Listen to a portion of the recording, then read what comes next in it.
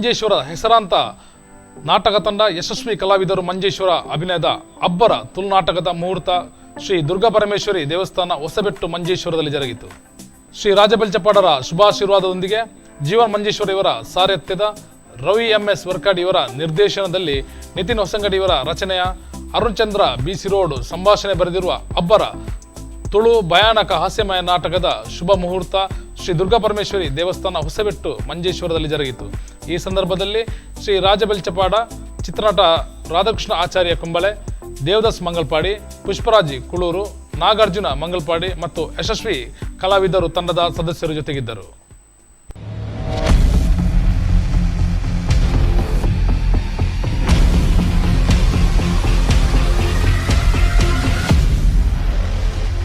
ಧ್ವನಿ ಮೀಡಿಯಾ, ನಿಮ್ಮ ಧ್ವನಿಗೆ ನಮ್ಮ ಧ್ವನಿ.